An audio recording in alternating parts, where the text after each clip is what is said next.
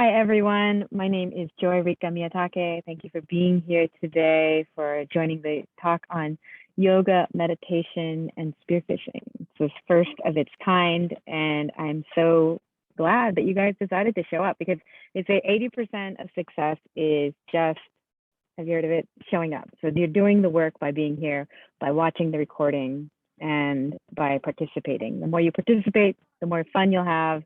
So enjoy this opportunity to be in community with everyone and to learn from each other. And I'm going to do my best to teach you what I did to go from non-spearfisher to shooting ahi and bluefin within 1 year and becoming the yoga therapist to some of the world's best spearfishing women right now. I'm really excited to be here. Thanks for joining. So what I usually start off with when I give talks, especially in group settings, is to really impart the important agreements that we are taking upon ourselves when we're showing up in group. So I'm going to share with you one of my favorites. It's called The Four Agreements by Don Miguel Ruiz.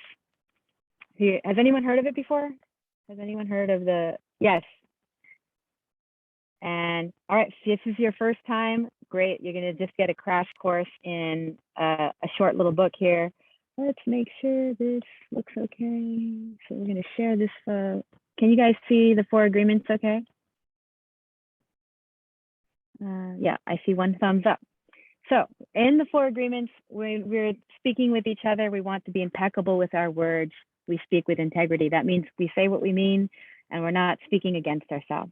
That means we're not saying, oh, I'm not good at this, I'm not good at that, and she's not good at this, she's not. Let that all go just for today, just for this hour that we're here together, and be impeccable with the words that we're choosing to use with each other.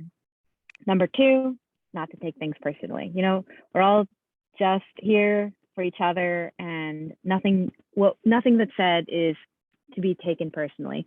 What others say is just a projection of their own reality and their dream, where they're at, and become immune to where everyone else is so that you can not be the victim of needless suffering.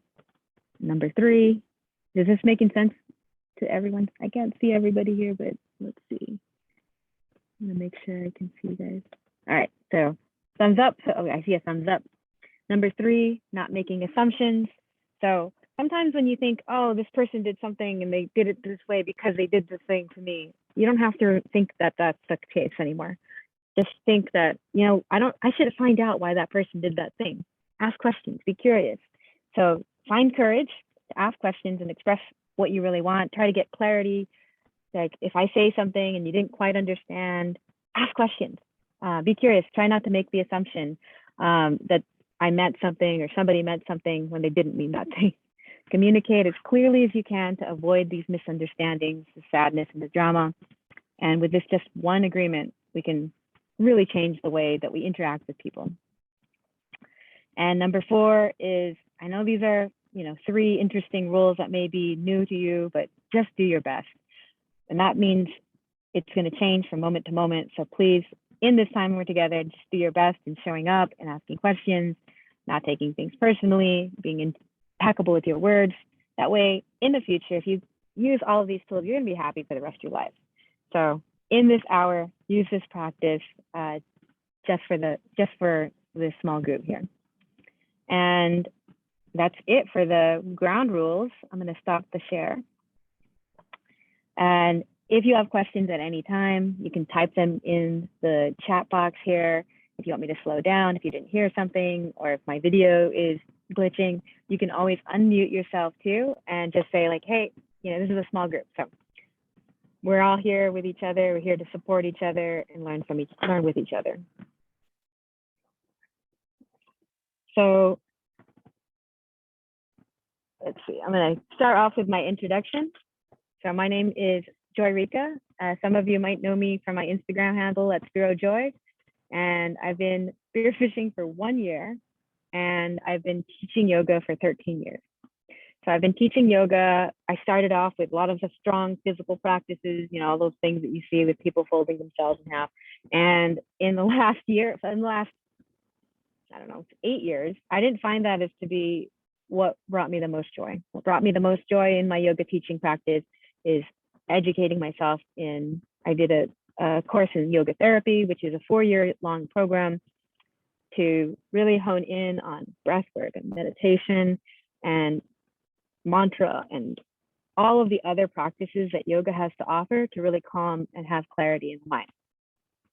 So I work one-on-one with clients to help them achieve better health, better mind-body connection, which is ultimately to do whatever they want to do, whether it's being able to go back to work, whether it's being able to walk again, whether it's being able to talk to your family again. It's all part of yoga, because yoga is a connection of the mind and the body. So I'm going to give you one more visual, and this is the importance of yoga. So the success of yoga does not lie in the ability to perform postures, but in how it positively changes the way we live our lives and our relationships. I'm going to repeat that again. The success of yoga does not lie in the ability to perform postures, but in how it positively changes the way we live our lives and our relationships. And what that means is that, like I said, I used to teach all the handstands and all the things that you might see on Instagram. And I found that it didn't really do what I needed it to do to help my relationships out. When I started working with my yoga therapist about 4 or 5 years ago, he is my mentor, and we talked about this concept. And it's really about what a great life you could live if you're practicing yoga correctly. I'm going to stop this share. And when you're living this great life, when your mind is calm and you're able to see things clearly, you're really able to focus your mind on anything that you want to do. And for me, I just chose to do spearfishing because one, spearfishing was, they told me that, during the pandemic, they said, well, there might be a cutoff with the food supply chain. Right? They were telling us here in the news. And I said, well, if I can't go to the market, maybe I should learn how to fish. I should learn how to grow a garden. So I started those two hobbies, which became lifestyle techniques, in the pandemic. I started on June 14th of last year, and I just got in the water for my first time. I barely hold a gun. I had equalization problems. I had a buddy take me out, but I fell in love with it. I was like, oh, this is for me. I knew right then and there that I loved being in the water in that depth, and that I could totally hang out there all day if I wanted to, and I wanted to learn how to shoot fish. So it took me about 5 times before I actually shot my gun, but eventually I did shoot my first reef fish. Like I was sharing earlier, it's about the size of my hand. Out of that fish, and I brought it home. I fried it up right away. I ate every little piece of it, and it was delicious. I was like, I did it, my first fish. And since then, I use that time in the water to practice. Is there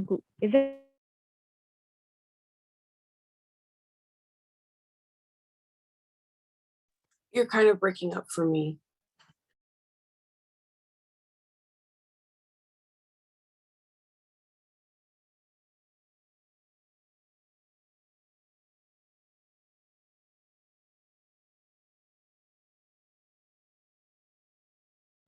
Okay, so I had a freeze and a glitch somewhere. If somebody wants to tell me where they last heard me speaking, unmute, please. Eating the fish. Okay, All the right.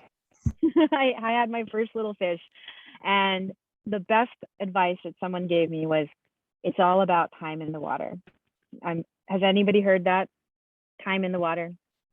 All right. It's all about time in the water. Now, when they say time in the water, though, I mean, a lot of people spent a whole year in the water and maybe not had the opportunity to shoot their first, big fish, or they may not have had the opportunity to get out in deeper water, or they might not have had the opportunity to dive 40 meters or 130 feet.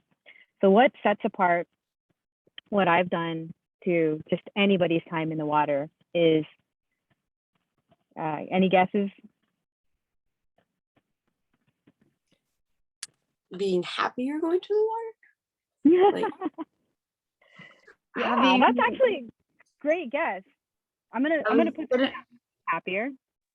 I feel like it's a combination of a lot of things. I mean, I think it might be having partners and opportunities, people to push you, people with experience that can give you tips, and then Opportunities, and mentorship. then also Yes. tapping into that yourself, like tapping into pushing yourself. Beautiful. I love this. I mean, because I think that you all have it in you too. Anything else that you think might have helped in that last year? Applying a lot of the things that you've been practicing over the years with meditation and yoga. Yeah, you got it. You got it. You guys have it all. So this is what this talk is about, really, is about what did I do to apply all of the yoga training and the meditation training to this training. And one of it, and obviously it is partly mentorship, it is partly opportunities, it is partly breath control, it is partly mind-body connection, it is partly being happy and being excited about the opportunity to get in the water, about knowing what was next. Another thing that really helped is having a very clear mindset of what I wanted to do with it, right? So for myself, it was, I want to get dinner on the table. And also, staying safe. So I want good buddies to dive with, and putting it out there and being confident in knowing that I could achieve it. So building confidence is a huge part of diving. And one, it's about time in the water. And two, it's about how you can build confidence if you don't already have it within you. So in yoga, one of the practices that I share, I think the way that I'm going to answer a few questions here. So one question is, somebody asked me earlier, how do you avoid fear and frustration in diving? Because one of my, a close friend of mine said, of all the things that you do, how do you keep yourself from getting scared? Does anyone have that? Like, you get in the water and you're like, I don't feel confident. Do you experience that any time else in your life?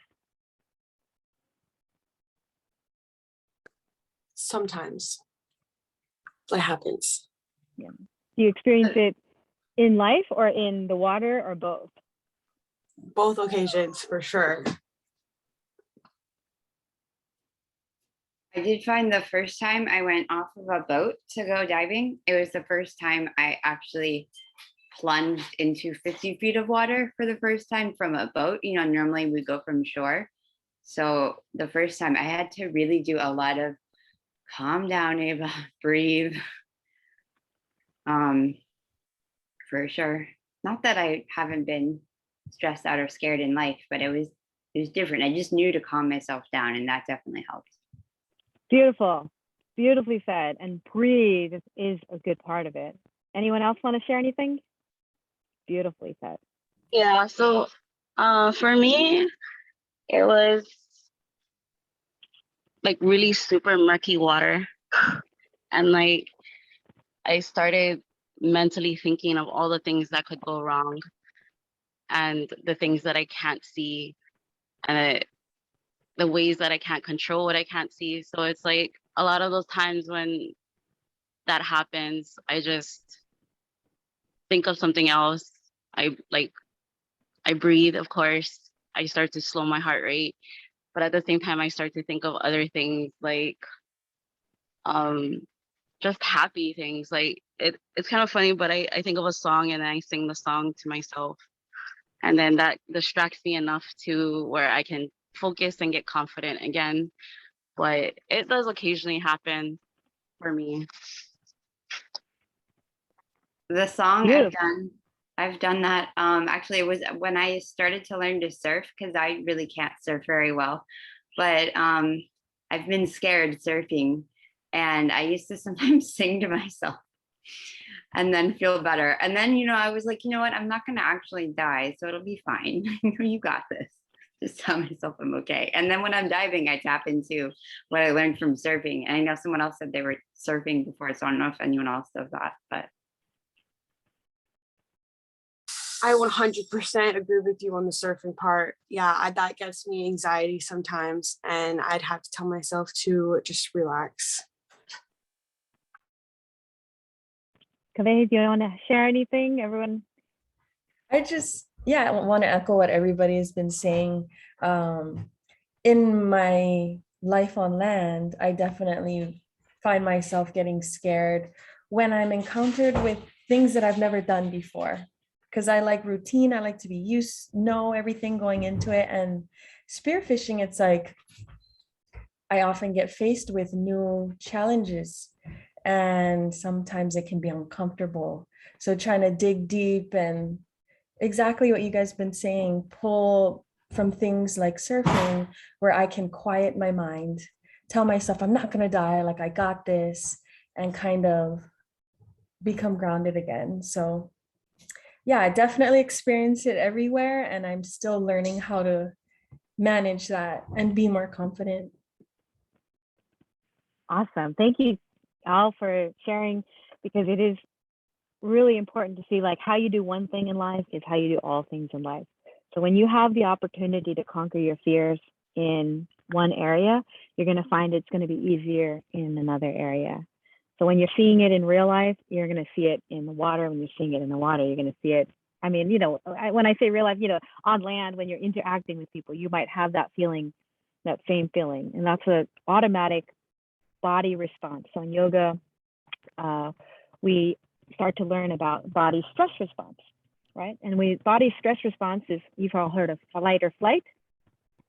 When you come into something that you're like, ooh, you get a fearful reaction of, your body either wants to run away or it wants to fight.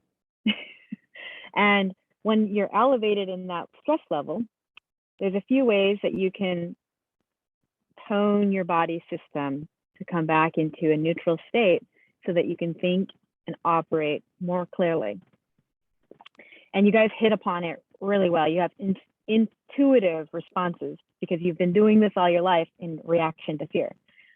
Singing's actually one of them. Like if you're singing a song, if you can actually hum along, I'm going to describe it. So there's a doctor named Dr. Stephen Porges, and he talks about polyvagal theory. He talks about the 10th nerve that runs all throughout your body. That 10th nerve starts into your spine. It wraps around your heart, your lungs, and your stomach. And when you experience some fear, sometimes that locks up. And that's what fear feels like. It's your body's nervous system kind of like, and in his book, he talks about ways that you can tone and tune that system. Yoga is one of those ways. So if you practice yoga regularly, you're going to have a little bit more calmness and just general slowness to that. If you practice meditation, if you practice humming or singing or dancing or mantra chanting, all of these ways, a lot of the techniques that I happen to be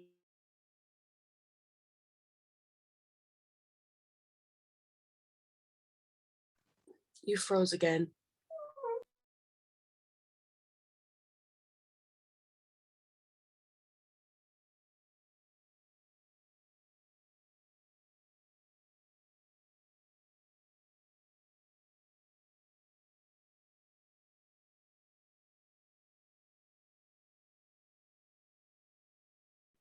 I see my video froze again. So I just talking about the polyvagal theory and ways that we can tone the nervous system. And so one of the ways we're going to do right now is we're going to all stand up so we can do a little practice together.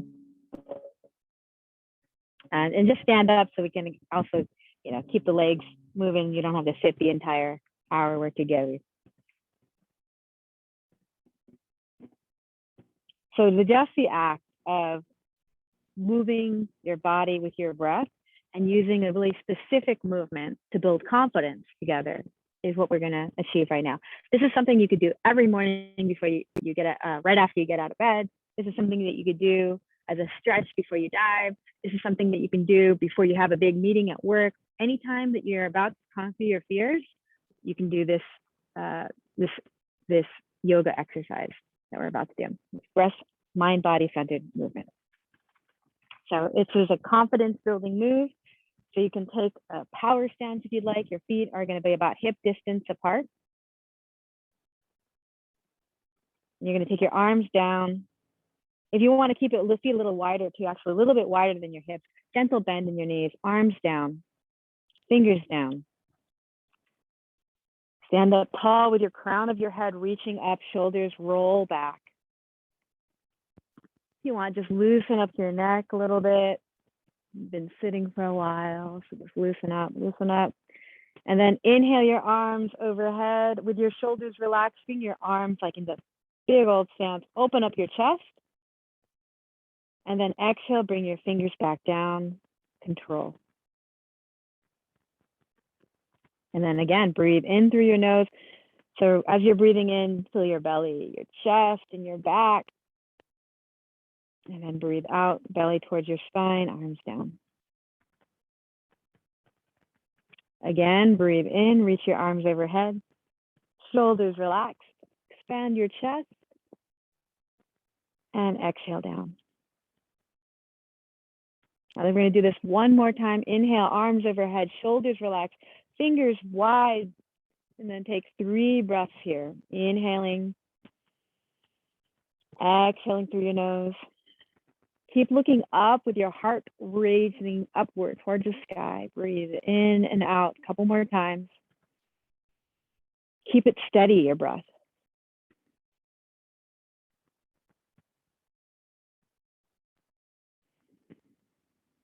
One more time. And then all the way back down. Bring your hands over your heart. Close your eyes and notice what you feel. Is there any difference in your body? Is there any difference in your mind?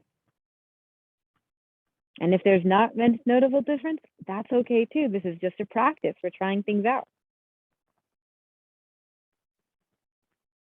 And we're going to come back and discuss. Let me know what you guys thought of it. Just a really quick and simple movement. Did anybody feel anything? I just feel much more relaxed, and need to prioritize this is something that I do every day. And just make it part of my routine because I feel good. And I would like to feel like that more often. You know, that's why I became a yoga teacher. I was like, I was over at University of Hawaii, right? I used to teach religion as a graduate assistant there. And when I decided to not follow that path anymore, I was like, well, what's the one thing that I love the most? I love yoga. Maybe I'll be a yoga teacher. 13 years later, here I am still teaching. It's ridiculous. I did not see that for myself 13 years ago. I thought it was going to be, a couple of years, maybe. It's just something that I love so much that, I'm not going to quit. This is my life now. But yeah, I feel that. I feel that a lot. It's like, oh yeah, why don't I do this more often? Anyone else have anything to share what they thought with that particular movement and exercise, that particular breath? I agree with her. I need to add this into my more everyday thing. It felt good on my back because I kind of have like back problems. So I felt my back crack every single time that I opened up my chest and put my hands up. And now it feels like a relief on my whole back, and it just feels more comfortable.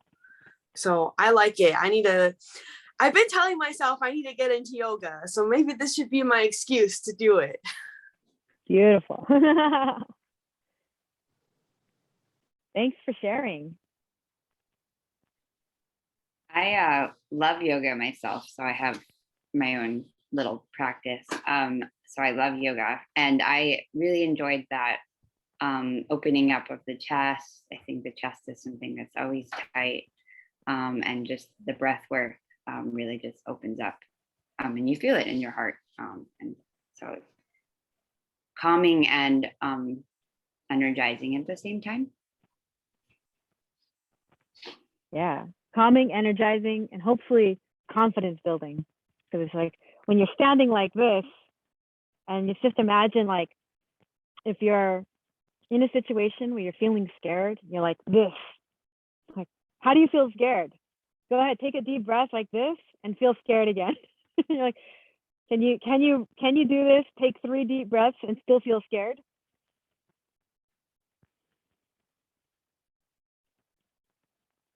So when you have something in life, like when it's not in the water and you're experiencing that, take those 3 deep breaths, get into that power stance, and conquer every fear that you're coming up against. Because once you conquer them, they're not there anymore. You're gonna be like, oh, that was actually not so bad.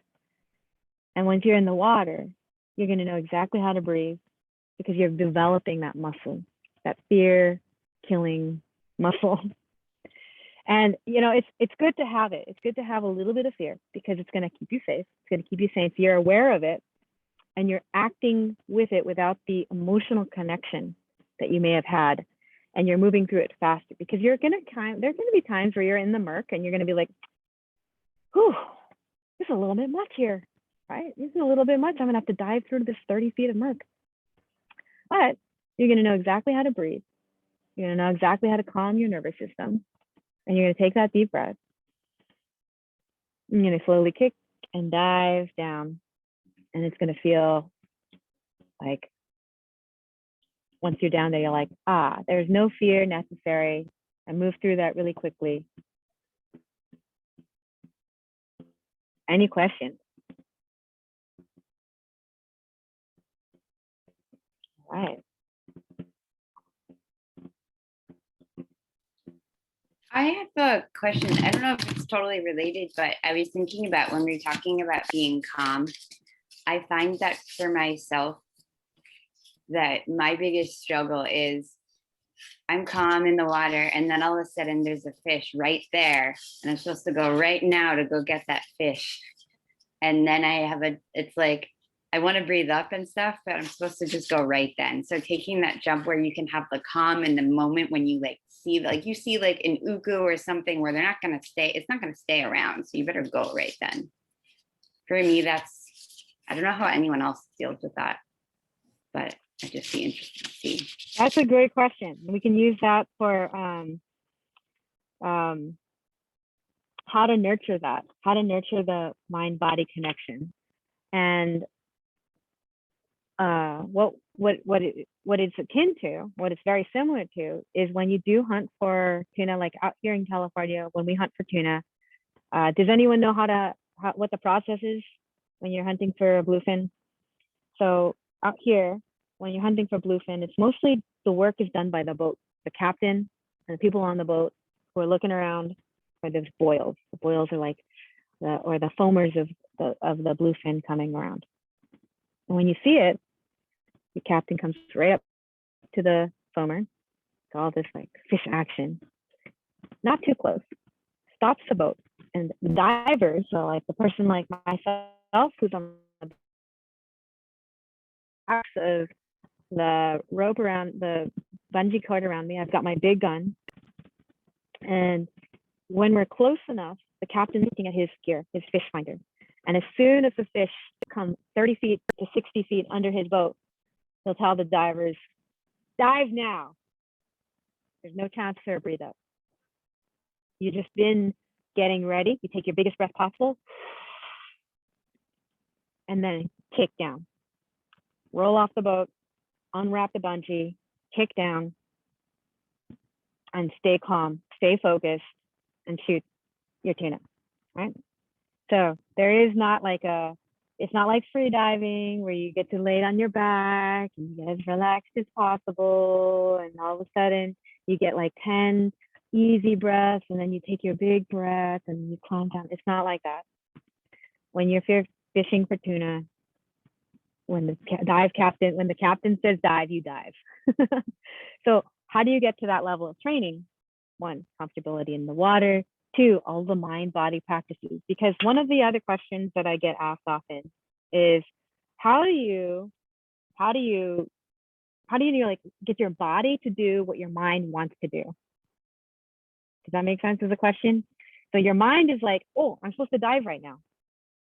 And your body is like, the opposite question, trying to get my mind to do what I want to do. Good. So the saying is, the Eastern saying is, the mind is a wonderful servant, but a horrible master. Have you heard that? The mind is a wonderful servant, but a horrible master. And in yoga and Buddhism, in the Eastern religions, they say that the mind is like a little monkey and it goes from swinging from tree to tree. And how do you control the mind? Any guesses? How do you make the mind your servant instead of the master? Breathing, Breathing. Okay. slow breathing. Remembering it's your mind, so you control it.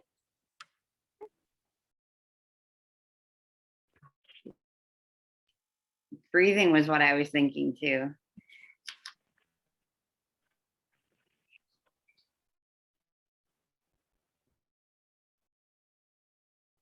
You're frozen again on my end.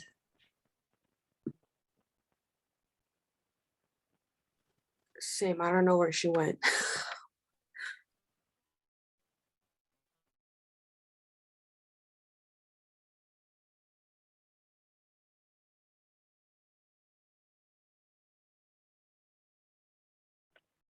Thank you for your patience, everyone. The last thing I remember asking is any other guesses on how to make your mind your servant instead of your master, and how to get that good mind-body connection.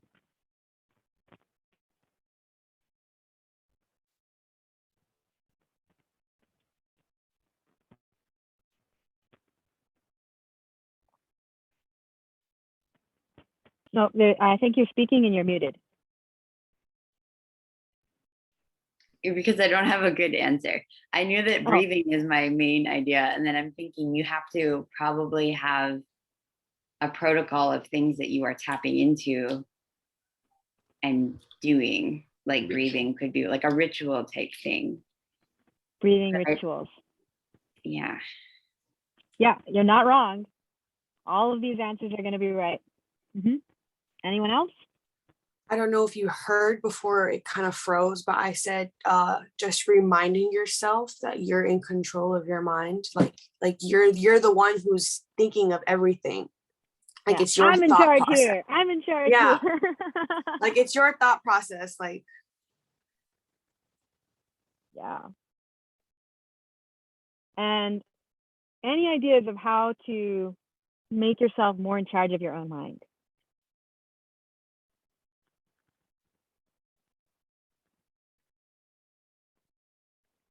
I'll give you a hint in that it's kind of the title of this practice of what we're doing yeah, here I was gonna say today. meditation. Yeah, Like, meditation. because that's what I do. Like Right. I mean, spearfishing is really about meditation and yoga because it's about connecting to your breath. It's about calming your mind. And in this case, it's about an objective, like about what you want to see out of your results of your meditation and your yoga practice. And in the end result here is you get a fish, right? You're going to calm your mind. Oh no. Did I freeze or am I frozen? Okay. So you're going to calm your mind. You're going to move your body. You're going to connect with your breath. You're going to make that mind-body connection. And the joyfulness of it, that like end result of it, is going to allow you to connect with your fish, like make that connection. So a meditation practice, you know, I am not a monk, but I did study in a monastery in India because I was very interested in Buddhism. I was very interested in meditation practices, and I was very interested in all of the knowledge that Eastern spirituality had to offer. What is all this stuff that was written thousands and thousands of years ago? How do we apply it to our modern day living lifestyles? Because it's all there.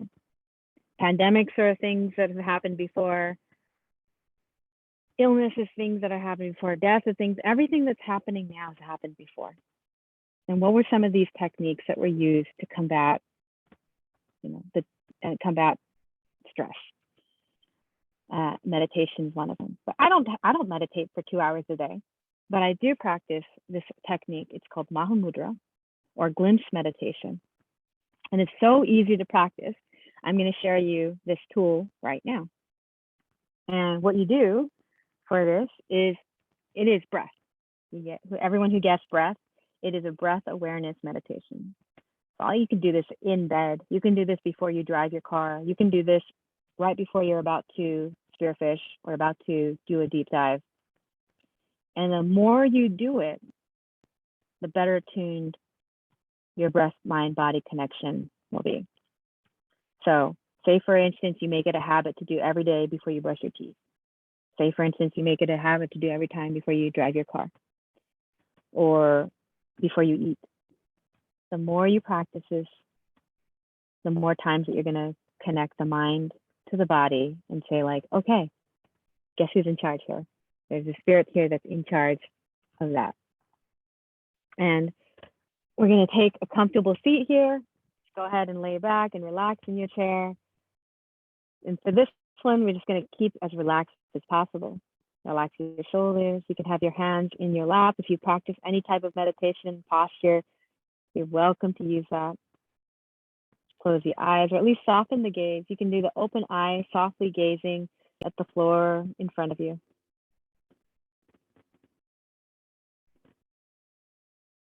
And you're going to focus on your breath. So inhale through your nose. Notice how the air feels entering through the nostrils. And then exhale. Notice how the air is slightly warmer as it goes through your nostrils. Exhale. And do this a few times. Inhale through your nose. And you could even bring your attention to the air tickling the nose hairs, the rim of the nose. Exhale through, slowly through your nose. Now continue to do this a few more times, with the eyes softly gazing upon the floor, with the shoulders relaxed.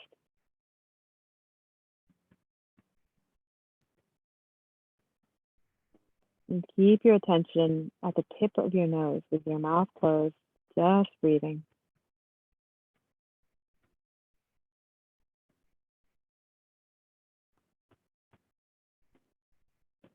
You don't need to do anything except for focus on the breath. And anytime your mind goes over to your grocery list or what's for dinner or what am I going to do next Sunday, bring your attention back to the tip of your nose.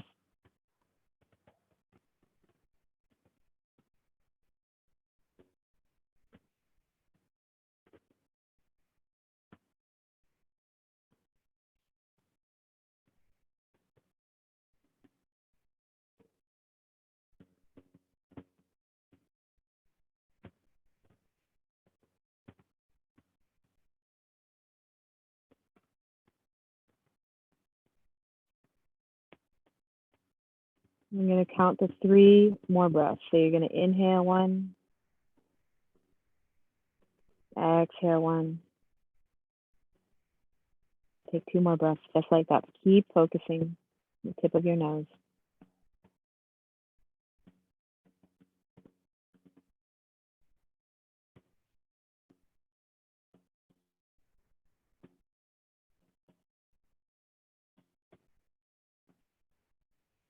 And then slowly blinking your eyes, coming back to this moment, this place right here.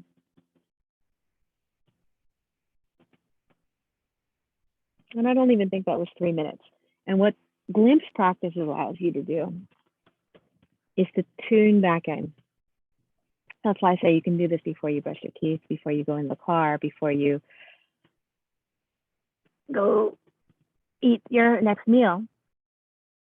It's a short little practice that allows you to rein your mind back in. Any questions on glimpse practice meditation?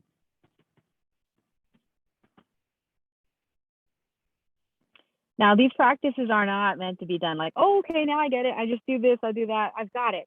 They're simple tools that with the right with the right set of instructions for you will determine how you are going to achieve what I said yoga is all about.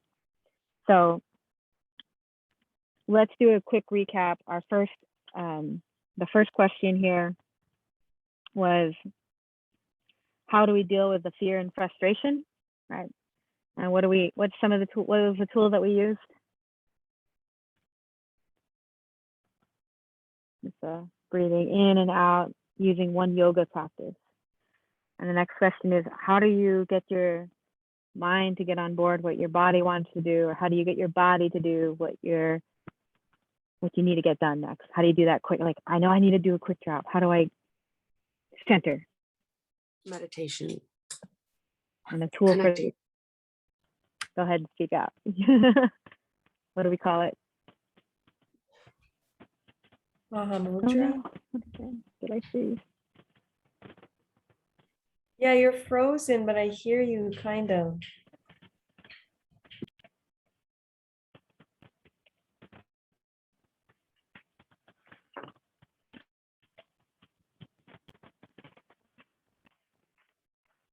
There you are.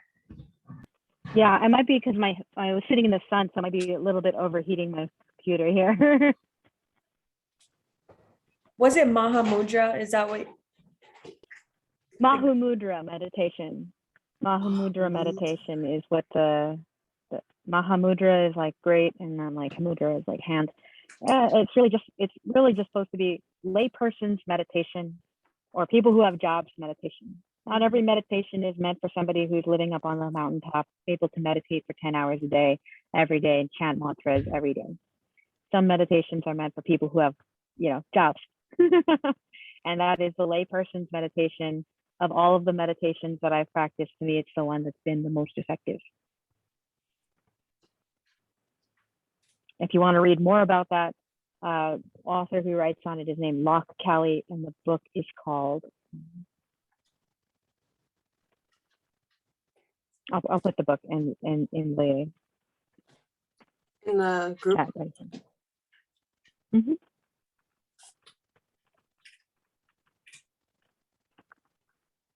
Locke Kelly, Shift into Freedom.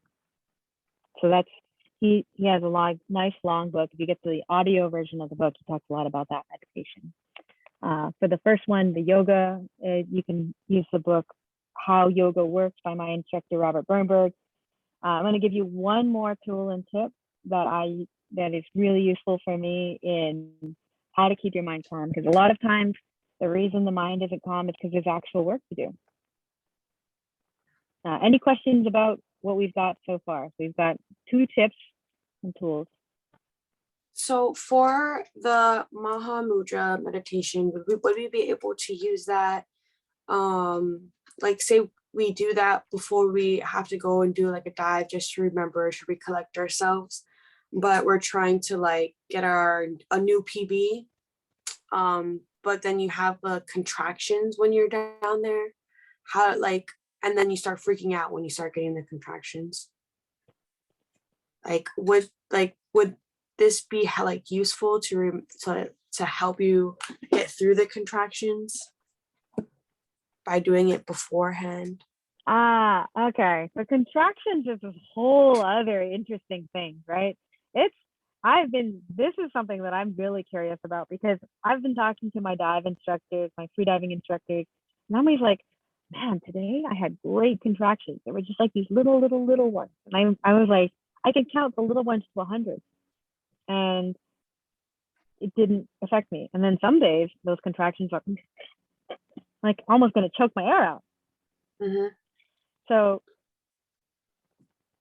one of the things that I've used as a tool is knowing that, right now, if I exhale all the air out without even doing a breathe up, I'd stay alive for like 4 minutes without any brain damage, so everything that's coming out of the locking up and the contractions is the mind and the body going like, CO2 needs to get expelled, CO2 needs to get expelled. So for me personally, as long as you have a safety and a buddy system person up there, I'm not saying ever do this alone, Even if you're doing, pool, like any kind of training, please make sure to use a buddy. But if you know your buddy's up there and you start to have contractions, count them. So for me, I count them. And then to use the Mahamudra, I taught you the land-based Mahamudra. So that's the attention to your nose. When you're doing it in the water, you can pay attention to your belly. Your belly goes out, your belly goes in, and just notice how your stomach is moving when you're breathing, because you're going to feel a little of that. And when you're underwater, your whole body is going to shift and change. So if you're doing like a free dive and you're on the bottom and you start to feel contractions and you start to freak out, just know there's a part of you that when you know, hey, that's just normal. And you're telling your mind that, you remember your mind is now your servant. You're like, hey, mind, all right, you're not going to panic. You're not going to freak out. This is CO2. This is natural. And you don't have to push yourself to 3-minute breath holds right then and there. But if you need to, if you would like to, you can use these tools to just keep pushing another 10 seconds. Just say like, I'm going to just hang out here for another 10 seconds because this is where my fear is locking me up. And I know that I have the ability to hold just another 10 seconds. So I usually count to 10 when I know that my buddy, I'm like, I want to start pushing my depth. I want to start pushing my breath tolerances. So you make sure and do a really good buddy safety system on me when I'm down there. And then you want to do that when there's good visibility. You want to do that when there's the conditions are right, or when you're line training with a certified freediving instructor on your back. So I'm not suggesting you go out and do this on your own on a super murky day when there's turns to current that you count to 10. I am suggesting is that under the right conditions, even if you feel a contraction, find the day when you can push yourself to those 10 extra seconds. And each time that you do, you're going to find that the next time is a little easier. You could also do breath tables because breath tables are going to really help with the contractions too. When you are on your way up, after you've been pushing yourself those extra 10 seconds, if you're at like more than a 60-foot depth or something, what do you focus on when you're coming up? Good question. I focus on keeping my body calm. Like sometimes if I'm not focused too much, I'm like, no, you don't need to all the way up. There's not going to be like I know as soon as I get up, I'm going to be fine. I know that as soon as I focus on keeping my body in really good form. The slow kicks that I know that are going to be the most efficient to get up. I focus on my form. In the past, I've had a tendency to lean a little bit in my kick up. I've looked at my videos. You're going to see, if you look at my Instagram, there's a photo of me. This is a funny one. Photo of me, and I'm leaning just a little bit forward as I come up on a dive. And when I look at it, I think, oh, I could have done better. And I also look at it and think, well, only if you're like a certified freediving instructor, you spend tons and tons of time on the line, you might notice that I'm leaning just a little bit forward. But the truth is that, I'm always working on it. So I work on my form on my way up. I think about how do I get my head to be straight up? How do I get my legs to get kicked up nicely? So I think about that when I'm coming up is good form, good posture. And then by the time I'm up, I'm like, okay, recovery breath, recovery breath, recovery breath. It's not even and then I'm training myself so that it's not even a thought anymore. Great question, though. Thank you. Did you ever experience an LMC? I have currently not pushed myself to that LMC spot. I think I'm in the stage still where I'm pretty conservative, especially with the spearfishing. When I'm doing free dive training, which is, as you all know, it's different, almost like two different beasts there. That's when I'll push myself and, allow myself to experience a little bit more of the pushing push when there's not like a fish on the other line. So I push myself a little bit stronger when I do free dive training. And then I don't push myself as much with the spearfishing. Because there's always going to be more fish, bigger fish, plenty of fish. So I stay very conservative in the spearfishing right now.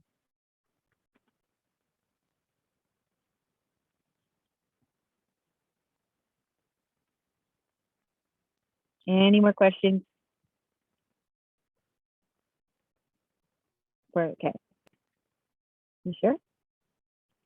Well, we're not finishing yet. We have one more cool topic to cover. One of my favorite topics, actually, and that is what yoga is really all about.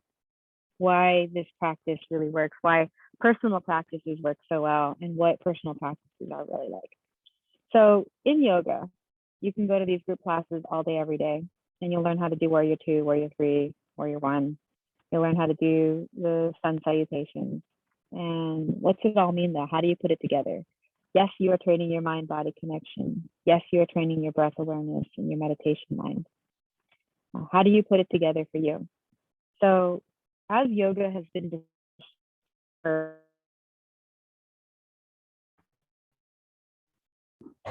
I break? Froze.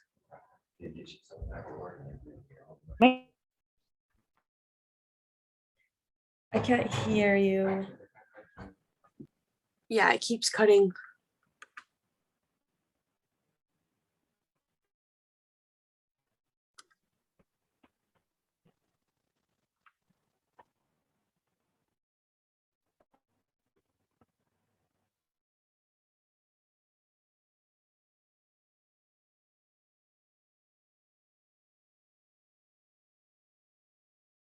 Thank you all for your patience.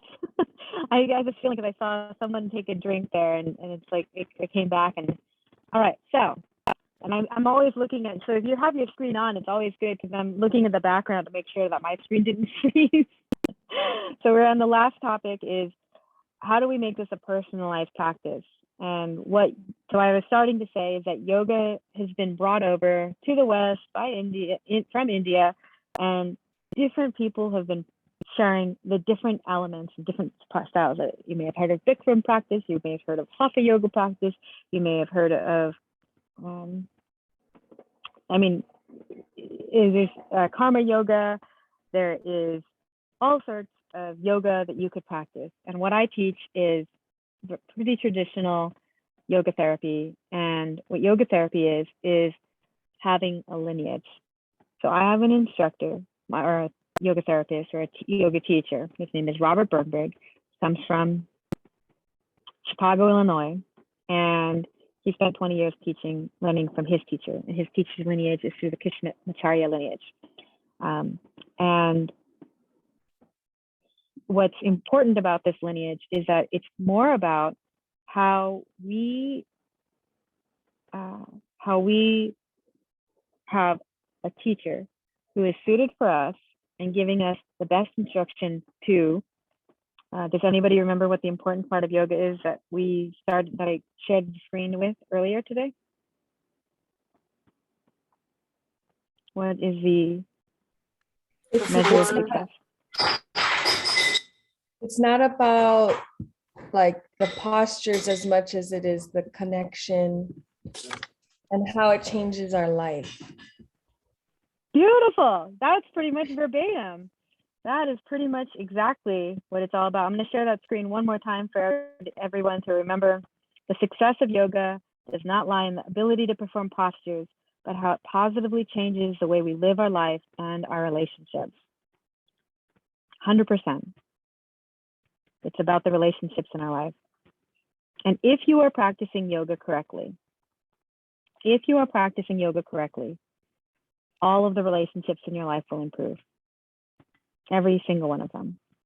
And what relationships do I mean by that? I'm going to give you one of the biggest teachings that has changed my life about, and that is what we call the 7 relationships model, the 7 yagna model, YAJNA, yagna. And those are the 7 limbs, the 7 great limbs of how we have balance in our lives.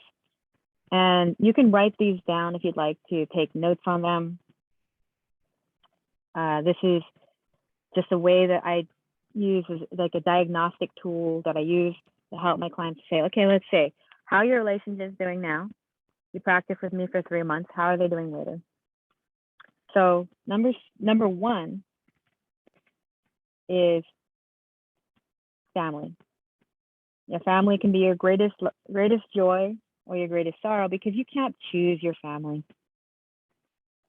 And depending on the type of family you have, you might have somebody in your family who you are very comfortable only seeing once a year, saying like, you know what, there's a great relationship with that, my, maybe it's your father, somebody in the, because, every time I see him, he's drunk or something. I don't want to see him, and I'm happy with him being away from me for once a year.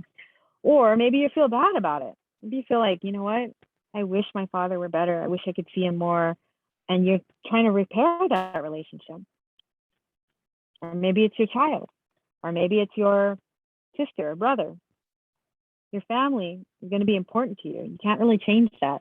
So what is the relationship that you have with your family? So on a scale of 1 to 10, go ahead and just write down what your family relationship is right now.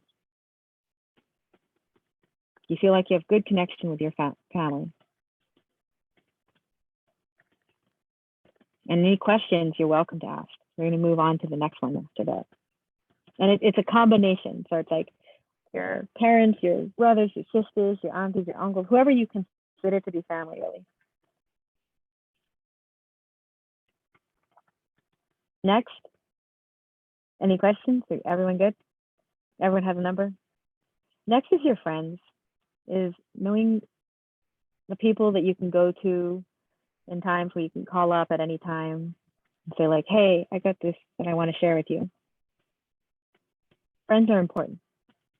Connection with your friends, being able to communicate with them. And if it's, if you're going on a dive and things are all messed up at home and you don't feel like you have good relationships in your life, how distracted do you think you're going to be? So this is why this stuff is really important. On a scale of 1 to 10, how do you feel like you're doing in your friendships? Is there that friend that you wish that you reached out to more? Just be honest. It's nothing you have to share. It's just about where you are. Next is community. Community is what we're having right here. Community is your fellow spearfishers. It is your fellow people that you might go to church with. It's for people that you might be working with. It's for your neighbors. It's for the people that are around you. You might not necessarily invite them in the house or call them up late at night, but they're the people who are around you. When I lived in Hawaii, especially, I remember how important it is to be part of that community. Just it's a little tighter there by comparison to how things feel here sometimes for me. Here, I'm more involved in spearfishing community, and it's really wonderful, and I show up. So on a scale of 1 to 10, how do you feel like your relationship with community is right now?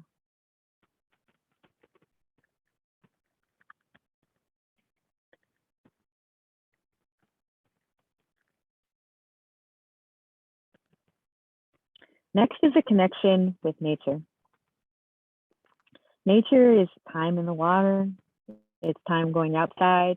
It's time with your dog or your cat if you have pets. It's time wearing more natural fibers. It's time eating more natural food. It's time doing yoga, meditation, breath connection. It's the natural world around you. Do you feel like you're getting out enough? Do you feel like once you're having a better connection with nature around you, you really feel like you have more of a pace of life understanding? You don't think that flowers are rushing to bloom or going too slowly. You don't think that, why is my garden not ready? Everything is on its own time and space and time and place. So connection with nature on a scale of 1 to 10.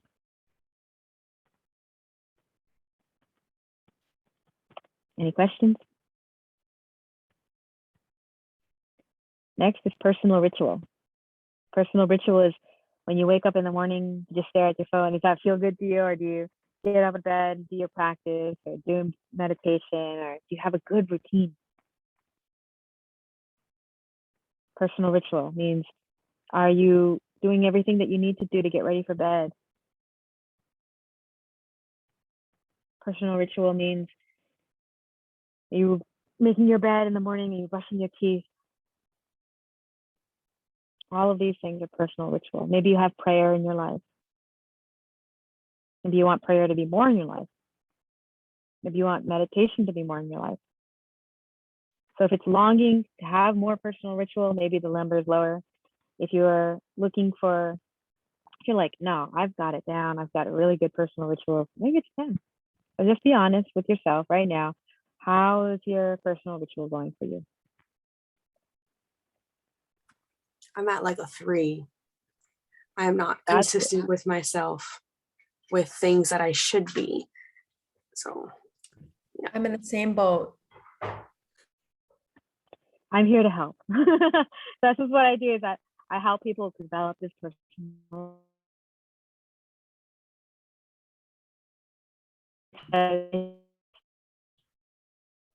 You're cutting in and out again.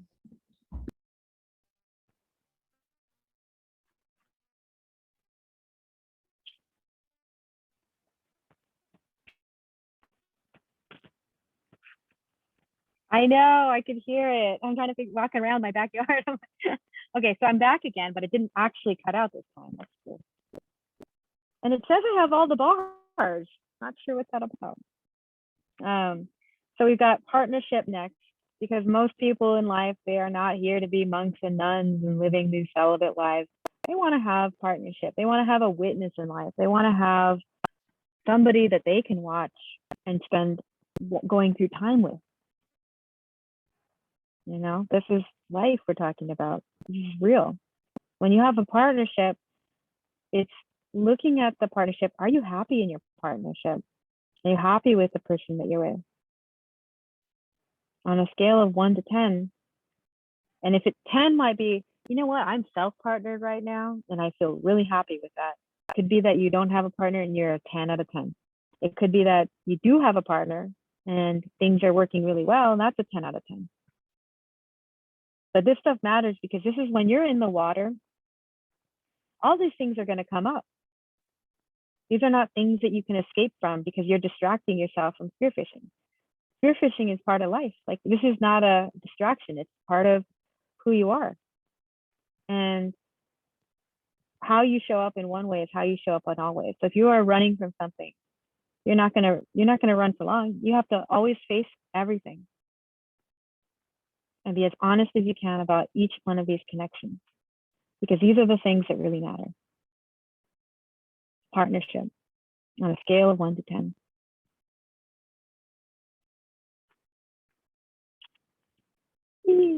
That cat gets 10. You get 10. You get extra points for nature for having the cat. I personally love cats, so it's always cute to see a tail in the screen. You have 2. Do they eat any leftover bits of fish that you catch? yeah, they love it. They love when I have fish, or even when I buy fish and we fry it, they love it. Yeah, you got to provide for your kitties. I had a lot. I'm pretty sure I had like over 10 cats at one point because the female cats that I had kept getting pregnant. So luckily I found homes for all of them. And I have my 2 boys, main boys now. So All right, so that's partnership. Any questions on partnership?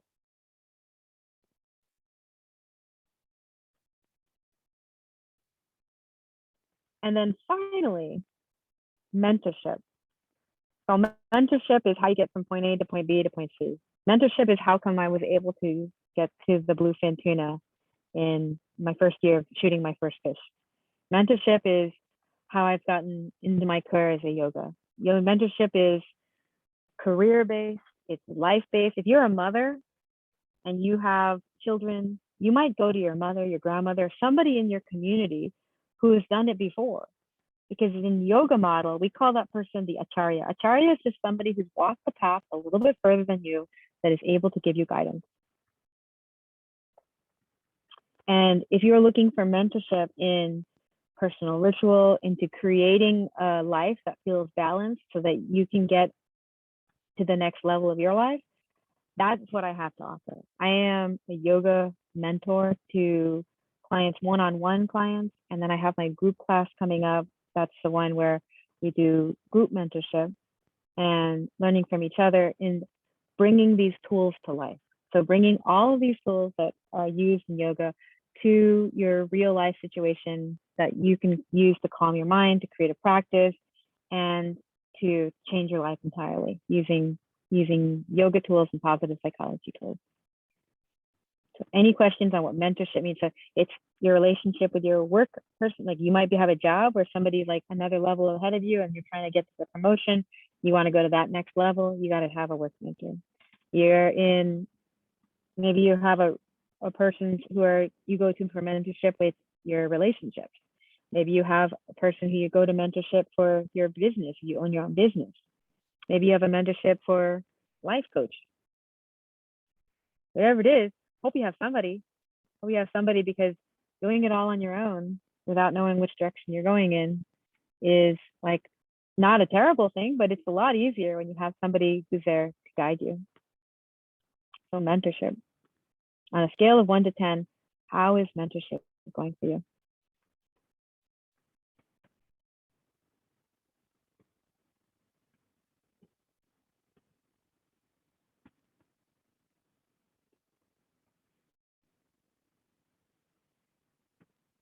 So that's everything in the toolbox that I use for the first part of the assessment.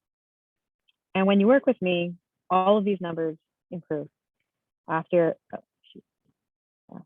I see somebody nodding, so I didn't freeze. So these numbers improve. And that's the only thing I'm looking for, is that I want to see these numbers for everybody be like 10s out of 10. Their life is, and when you're a 10 out of 10, all the other things fall into place.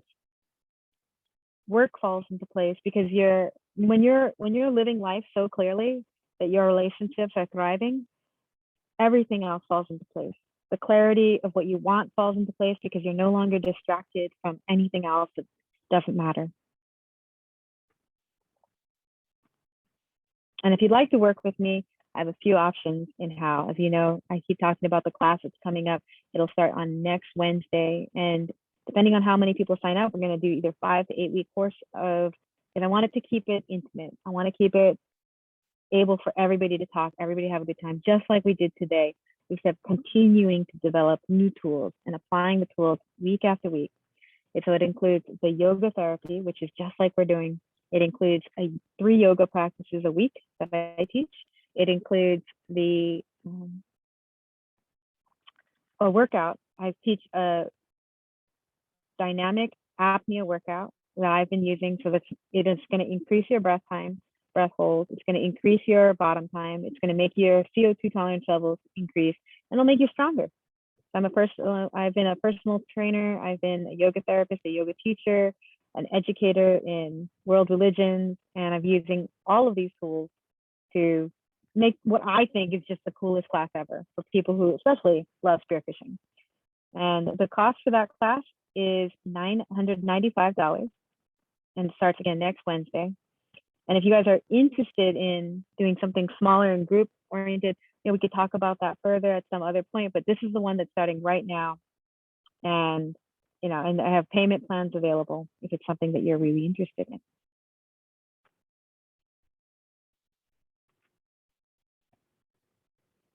I see. What are the payment plans like for it?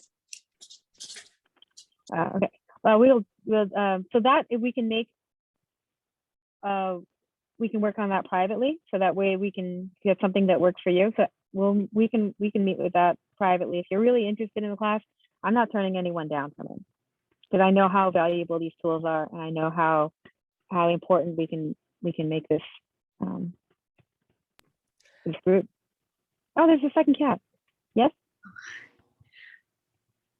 I have another question, but it's a little bit unrelated. I wanted to know how much I've been doing some breath hold training on my own, like some tables like CO2 and O2. How frequently would you recommend to do like breath hold training, or if you do that at all?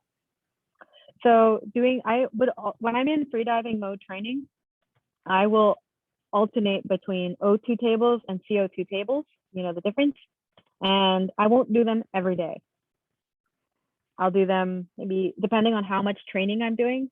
So when I was training in the Yucatan Peninsula, I was training every day except for one day unless I had like a sign, unless I had something going on with my ear, which I think I had one time. I train 6 days a week. And so if I'm doing 6 days a week training, I might lower my breath tables to like 2 times a week. If I'm really actively trying to get my breath hold tables better, then I will increase that number depending on how many times I'm diving that week. So if I'm diving 6 times a week and I know that I'm getting a lot of time in the water, then I'll decrease that number. If I'm land-based, and what I'll do is alternate my dynamic apnea training, which is part of that course, with the tables. So I like to supplement. Okay. So like because I personally only go diving like maybe once a week at the most right now. So how often, like if you were to just go 1 time a week? So if I were diving only once a week, I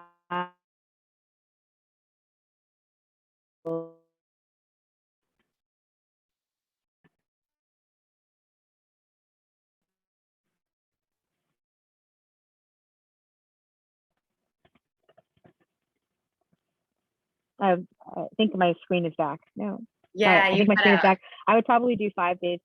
I would probably do 5 days of the other training because I like to train on a daily basis, except for I take a rest day. So maybe 3 to 4 times a week for you would be a good start, or at least once a week. But you It's would about work what up to the 5 days of breath hold training if you're gonna dive once a week. Or well, for me, it's to me, it's fun. So for me, I would use a combination of pranayama training. And so if you're used to yoga already, I would do a custom pranayama training for myself. So the pranayama would probably include Kapalabhati and alternate nostril breathing um, and different breath hold within my posture. So I have a unique training that I do for myself. That's my personalized practice. And when I do that training, I consider that part of like breath hold training because it's awareness, but it's a lot slower than your usual yoga practice. So it's really unique. It's going to be super unique to you. And that's what I would do more of. And I would do that every day. That's safe to do every day. I Good have a question. question. Mm-hmm. More so about time difference and when the classes will be. Okay. So it would probably be, let's see, right now there's a 3-hour time difference. It would probably be on Wednesday in the afternoon. But what I could do is that if we have a good number show up, I will create an alternate time that works for everybody. Okay, cool. So it's all about meeting your needs for that once a week important class. I want everybody to show up live for it. And I'm really flexible with my time. So I'm able, this is what I do. I'm completely committed to this lifestyle and to teaching. This is what brings me more joy than catching the biggest fish you could imagine. It really does. When I watch somebody's life transform, I can't think of anything better. Like really. And I know these are all just tools. The thing about it is that I'm facilitating the tools that I've used to really change my life. And if you knew me when I was 10 years ago, I was asleep all the time, like asleep, literally asleep. When I went to the doctors and I told them what was going on with my life because I was experiencing a traumatic event, they said, "Oh, you're not sleeping. Here, take some sleeping pills. Oh, you're not concentrating. Here, take some more pills. Oh, you have anxiety from all these pills. Take some more pills." I was on pill after pill after pill for years on heavy doses of them and sleeping for 14 hours a day and completely depressed, sad, and lonely. And I didn't get out at all. And when I learned all of these tools and how to apply them, it changed my life so much that I can't think of anything better to do with my life. I've worked with veterans with PTSD. I've worked in women's shelters for a long time. My main clients, I've worked 4 years. I worked with Cambodian genocide survivors. And I know 100% that these tools work. I base everything on my life on it. And if somebody said you could never spearfish or you could teach these tools, I would continue to teach these tools because I could use it for anything. You could use it for spearfishing. You could use it for whatever you want to use it for. So So yeah, it's so important to me that I'll make it work for you, the time. Originally though, it was going to be at about 3:30 Wednesday time. But we can make sure that it's at the time that everyone makes it for. Everyone who wants to be in it can be in it.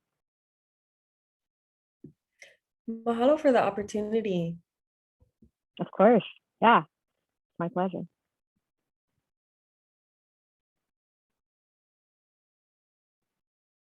Any other questions?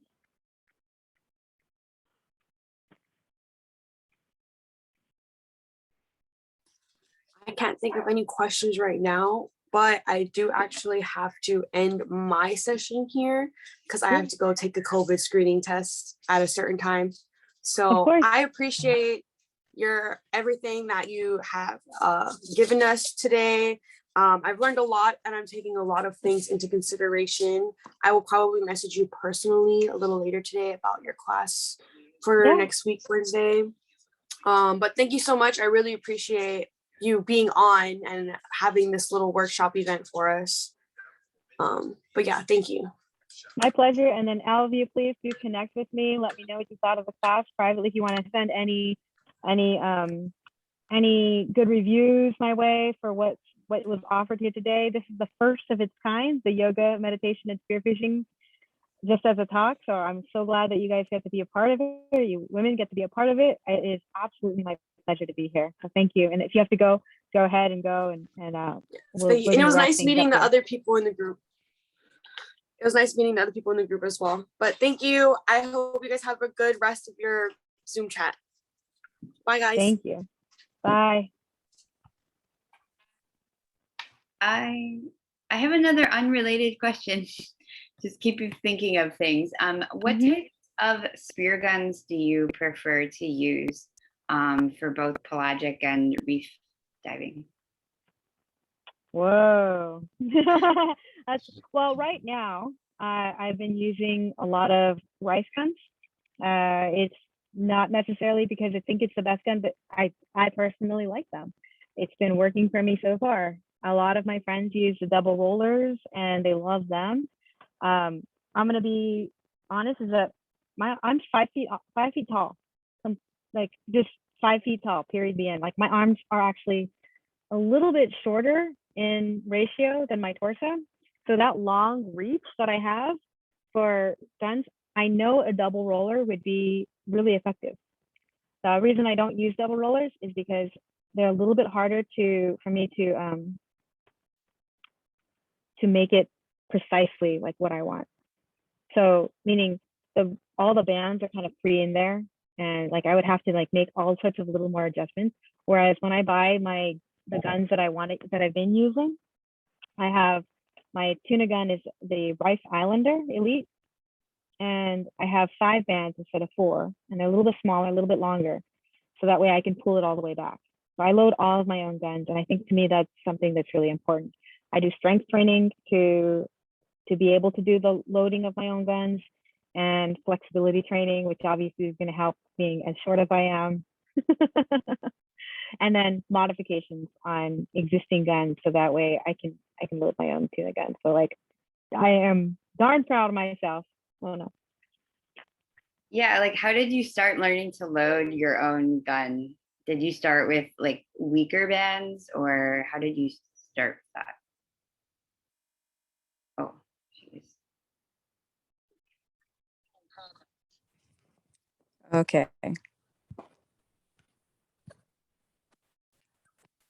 I'm here.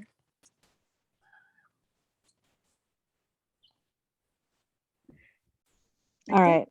My computer just died, so so I'm here with my phone right now. So I'm just saying I'm darn proud of myself for finishing, for being able to load my own guns. And I have modifications with them. How did you start learning? Did you just start with the weaker bands, or how did you start learning to load on your own? Definitely longer bands, and I have an assist tab on all of my guns. So I'll do a hip load for my assist, and then I'll put it right here in my chest, and then load it. It's all about technique. And I do work out for being able to load my own guns. I have my bands and I'll practice that. And that's really how I did it, is just working out. Is you got to be strong to be able to load your own guns, and modifications by longer guns, maybe a little bit on a. I remember one time I thought I could do it and I couldn't do it, so I just got a little longer of the wishbone tab, the wishbone. Yeah.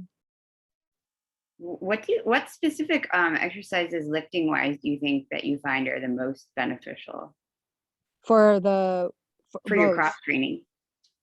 rows, like to load a gun is all about rowing. And I actually do before this pandemic, I was a volunteer at the Adaptive Rowing Center. So I was teaching people how to row on erg machines and in the water. And rowing is one of my go-to when I go to the gym to exercise. It's a full body workout. You can do apnea training on it. A lot of people do bicycling, but I find that row is a little like a nice low impact addition to dive. Do you know what I'm talking about? The rowing machine, the erg. Yeah. So I'm a rower, and that I think is a nice cross training. I don't know anybody else who recommends it, but for me, I'm like, why wouldn't it work? Right? Thank you. Absolutely. Yeah. And then just all full body, you want a core, you want the strong core to support every ounce of your body. There's not like, you don't want to just target when you're like, oh, I've got biceps. Come on. Yeah, it's all about like balancing of the body, making sure that we're working out all the muscle groups properly. So in that coursework we do, when I'm teaching that 6-week course, it's going to be the legs, it's going to be the calves, it's going to be the, different body groups. And if you've worked out, I'm sure you've worked out before, but it's just we're going to do it in a group. It's so much fun. I did it earlier this year and everyone had a really great time with it. Any other questions?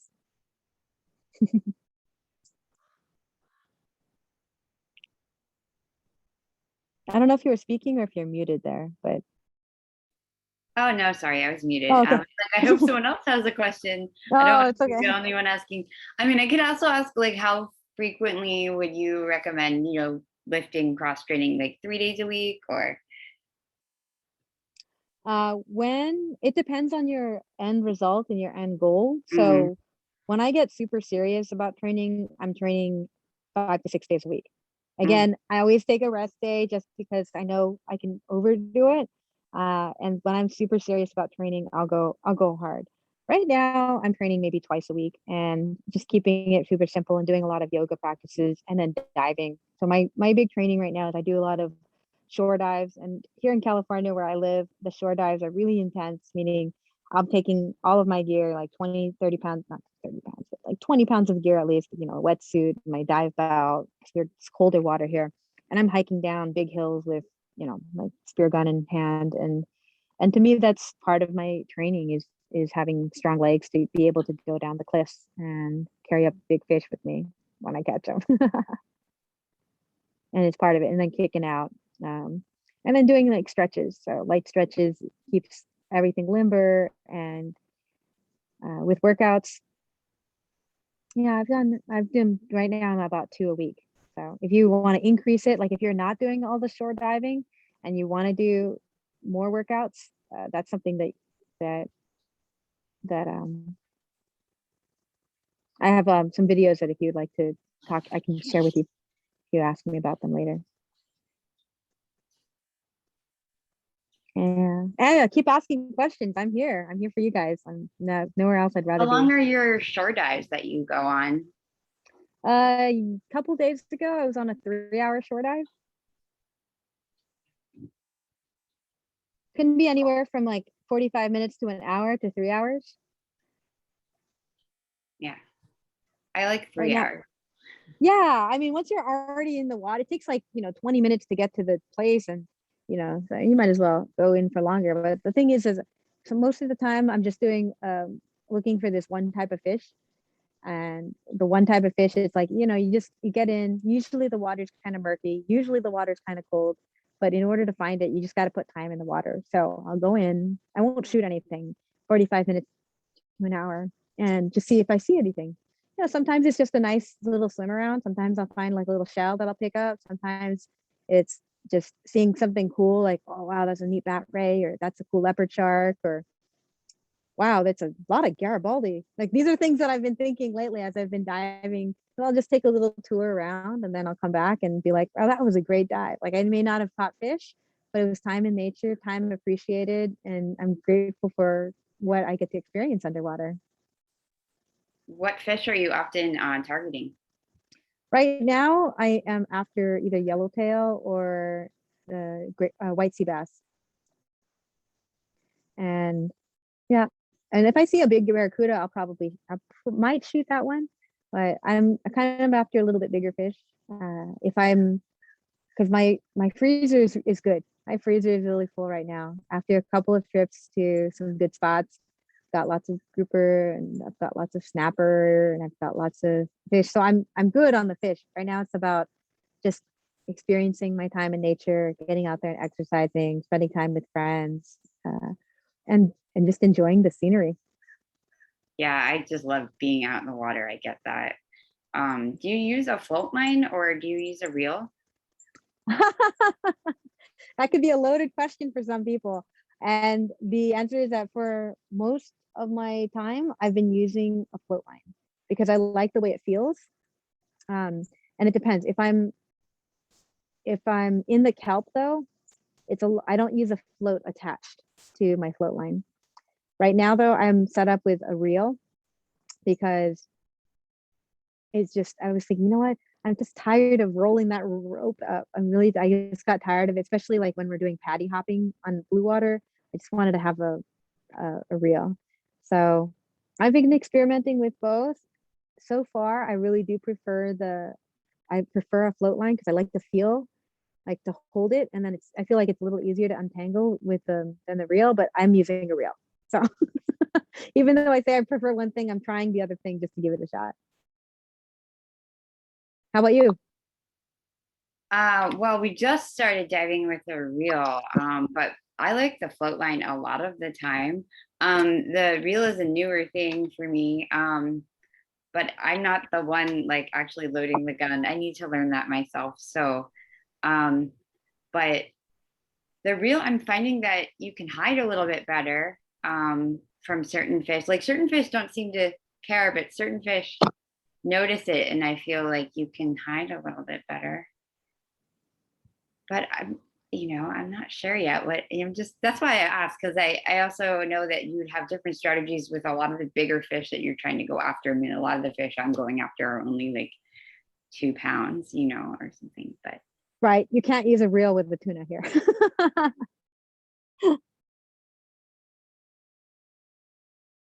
Yeah. Yeah, it's all good questions. It's all good to talk about. And the more you get to talk about it, the more you learn. You learn from people who are a little bit more experienced or have different takes on it. And I'm not a Hawaii hunter by all means. I'm not the person who hunts in Hawaii the most. I spent 2 weeks there. I can't wait to come back and try out some of my new slip tips. I've got a side slip that I really like a lot.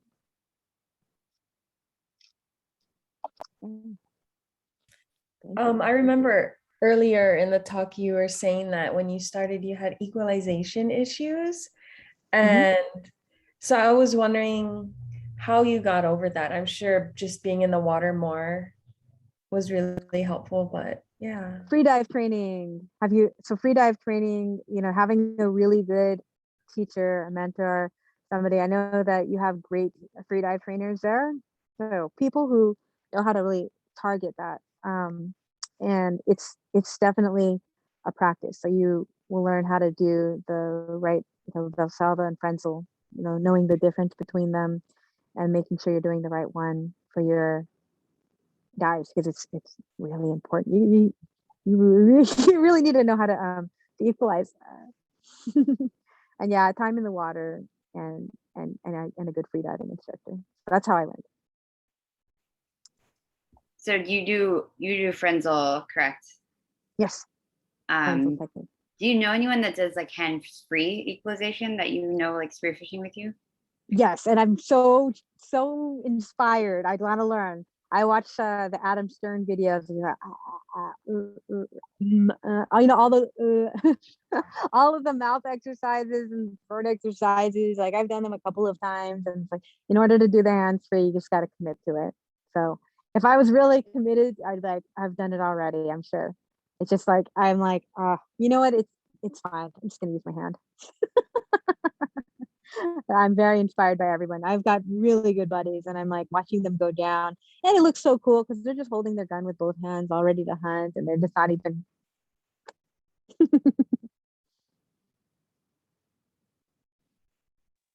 Cool. Yeah.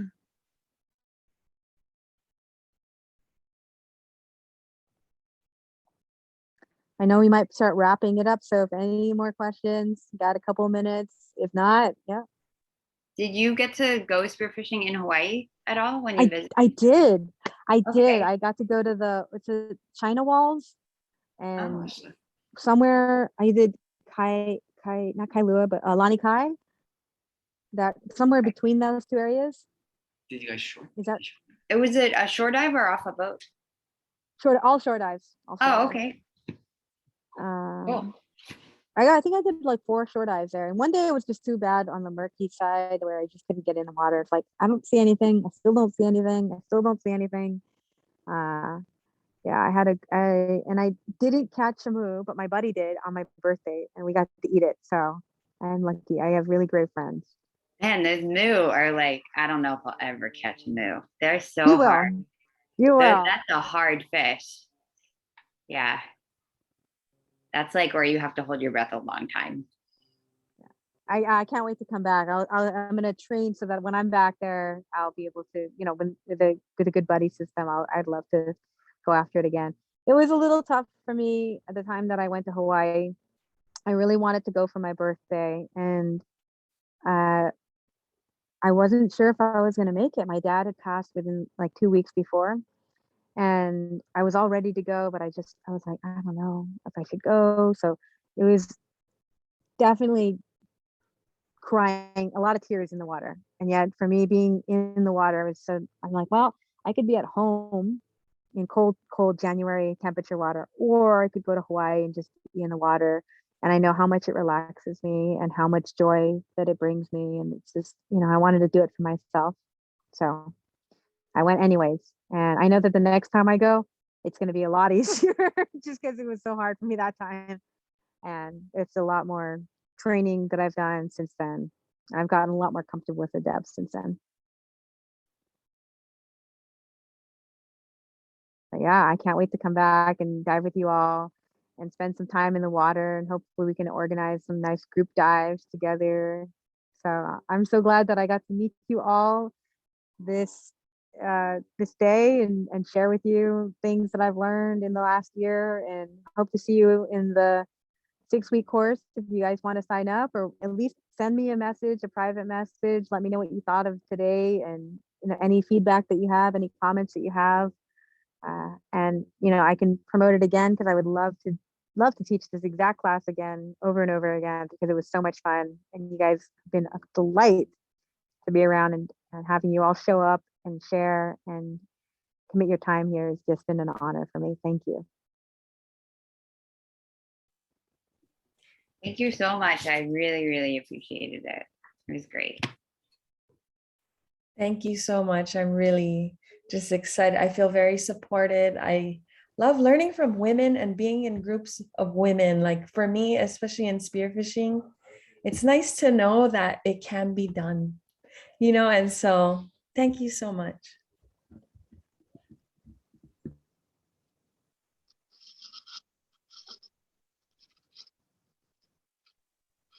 I agree. It's nice to see other women talking about this because it's good to know that a lot of other women I know are not that interested in this. So when I meet other women, it's exciting.